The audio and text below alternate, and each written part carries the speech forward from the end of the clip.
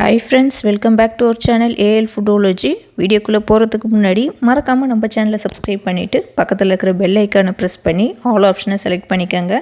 அப்பதான் நான் போடுற எல்லா வீடியோஸோட நோட்டிஃபிகேஷன் உங்களுக்கு கிடைக்கும். இன்ஸ்டாகிராம்லயும் அப்படியே நம்ம பேஜை ஃபாலோ பண்ணிக்கங்க. இன்னைக்கு சூப்பரான ஒரு தக்காளி சட்னி ரெசிபி தான் செய்ய போறோம்.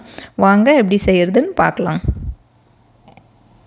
தக்காளி சட்னி செய்கிறதுக்காக ஒரு பேன் வச்சுருக்கேன். இப்போ அதில் ஆயில் சேர்த்துக்கிறேன். ஒரு 2 டீஸ்பூன் அளவுக்கு கடலை எண்ணெய் தான் சேர்த்துருக்குறேன். அது இப்போ ஹீட் ஆகட்டும்.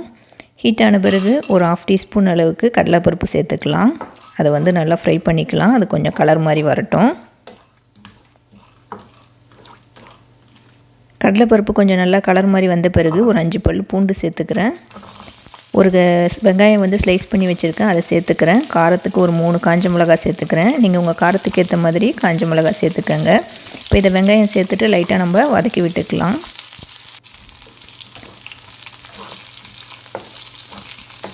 பூண்டு ஒரு 5 பல் சேர்த்துக்கங்க. அது நல்ல டேஸ்ட் கொடுக்கும் சட்னிக்கு. இப்போ வெங்காயம் வதக்கிக்கலாம். வெங்காயம் வதக்கிறதுக்கு கொஞ்சமாக உப்பும் சேர்த்துக்கங்க. சேர்த்துட்டு நல்லா மிக்ஸ் பண்ணி விட்டுக்கங்க. இது கொஞ்சமாக வதங்கின பிறகு நான் ஒரு 4 தக்காளி பழமாக எடுத்து கட் பண்ணி வச்சுருக்கேன். இதை சேர்த்துக்கிறேன். ஒரு பிஞ்ச் உப்பு சேர்த்துக்கிறேன். இப்போ தக்காளியை நல்லா ஒரு 2 நிமிஷம் பக்கம் நல்லா வதக்கி விட்டுக்கலாம்.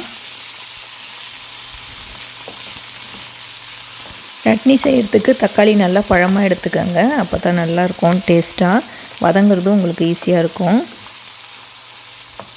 தக்காளி இப்போ நல்லா வதக்கி வைக்கலாம். அதோட ராஸ்மெல் போகிற வரைக்கும் அது கொஞ்சமாக மசிஞ்சு வரட்டும். ஏன்னா நம்ம எப்படியும் மிக்ஸி ஜாரில் போட்டு நம்ம கிரைண்ட் பண்ண போகிறோம். கொஞ்சம் நேரம் அது அப்படியே எண்ணெயிலே வதங்கட்டும். ஏற்கனவே நம்ம சேனலில் நான் மின்ட் டொமேட்டோ சட்னி வீடியோ போட்டிருக்கேன்.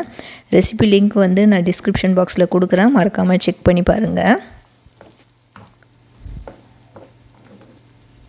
இந்த தக்காளி சட்னி நார்மலாக எல்லாருக்குமே தெரிஞ்சிருக்கும். பிகினர்ஸ் யாருன்னா பார்க்குறீங்கன்னா கண்டிப்பாக யூஸ் ஆகும். இந்த அளவுக்கு வதங்கினா போதும். நல்லா வதக்கி விட்டுக்கோங்க. உங்களுக்கு பார்த்தாலே தெரியும் நல்லா கொஞ்சம் மசிஞ்சு வருது பாருங்கள். இந்த ஸ்டேஜில் நான் ஸ்டவ் ஆஃப் பண்ணிடுறேன். ஆஃப் பண்ணிவிட்டு இந்த வெங்காயம் தக்காளி நல்லா ஆறணும். சூடு ஆறின பிறகு நீங்கள் ஒரு மிக்ஸி ஜாரில் சேர்த்துக்கங்க. நான் இப்போ ஒரு மிக்ஸி ஜாரில் சேர்த்துருக்கேன். இந்த சட்னிக்கு தேவையான உப்பும் சேர்த்துருக்கேன். இதை நல்லா நம்ம சட்னியாக அரைச்சி எடுத்து வச்சுக்கலாம். இந்த மாதிரி இப்போ நான் சட்னி அரைச்சி எடுத்து வச்சிட்டேன். பாருங்கள், இதில் தண்ணிலாம் நான் சேர்க்கலை.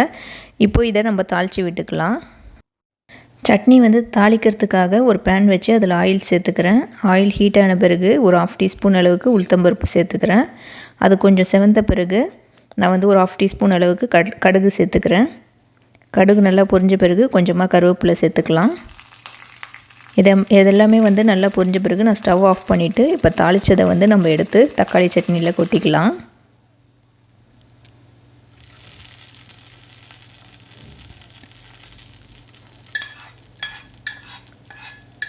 இதில் நீங்கள் காஞ்ச மிளகாய் சேர்க்குறதுனா கூட சேர்த்துக்கங்க. நான் காஞ்ச மிளகாய் சேர்க்கலை. இப்போ நம்மளோட தக்காளி சட்னி சூப்பராக ரெடி ஆகிடுச்சு. இதை நம்ம எல்லாத்தையும் தாளித்ததோடு நல்லா மிக்ஸ் பண்ணி விட்டுக்கலாம். இந்த சட்னியை நல்லா மிக்ஸ் பண்ணி விட்டுக்கோங்க. இது சூப்பராக இருக்கும் இந்த சட்னி. இது இட்லி தோசைக்கு இதுக்கெலாம் நல்ல செம காம்பினேஷன். பாருங்கள், நம்மளோட தக்காளி சட்னி சூப்பராக ரெடி ஆகிடுச்சு. இது ரொம்ப சிம்பிளாக செய்யக்கூடிய தக்காளி சட்னி தான். டக்குன்னு செஞ்சிடலாம். மார்னிங் பிரேக்ஃபாஸ்ட்டுக்கு, நைட்டு டின்னருக்கெலாம் நம்ம இட்லி தோசை செய்கிறதா இருந்தால் இதை செஞ்சிடலாம். அந்த தக்காளி சட்னி நல்லா டேஸ்ட்டாகவும் இருக்கும். நான் இதை நைட்டு டின்னருக்கு தோசை கூட சர்வ் பண்ணியிருந்தேன். இது இட்லி, பூரி, பொங்கல் எல்லாத்துக்குமே கூட சைட் டிஷ்ஷாக வச்சு சாப்பிட்றப்போ நல்லா டேஸ்ட்டாக சூப்பராக இருக்கும். நான் செஞ்ச இந்த தக்காளி சட்னி ரெசிபியை நீங்கள் கண்டிப்பாக ட்ரை பண்ணி பாருங்கள். ட்ரை பண்ணி பார்த்துட்டு எப்படி இருந்துச்சுன்னு மறக்காமல் கீழே கமெண்ட் பண்ணுங்கள். இந்த வீடியோ உங்களுக்கு பிடிச்சிருக்கும்னு நினைக்கிறேன். பிடிச்சிருந்தால் லைக் பண்ணிக்கோங்க. இந்த வீடியோவை உங்கள் ஃப்ரெண்ட்ஸ் அண்ட் ஃபேமிலிஸ்க்கும் ஷேர் பண்ணி விடுங்க. நம்ம ஏஎல் ஃபுடோலஜி சேனலை இது வரைக்கும் சப்ஸ்கிரைப் பண்ணாதவங்களும் ஃபஸ்ட் டைம் நம்ம சேனலை பார்க்குறீங்கனாலும் மறக்காமல் சப்ஸ்கிரைப் பண்ணிக்கோங்க. அதே மாதிரி பக்கத்தில் இருக்கிற பெல் ஐக்கானை ப்ரெஸ் பண்ணி ஆல் ஆப்ஷனை செலக்ட் பண்ணிக்கோங்க. நான் வீடியோ போட்டதும் உங்களுக்கு நோட்டிஃபிகேஷன் கிடைக்கும். தேங்க்யூ ஃபார் வாட்சிங்.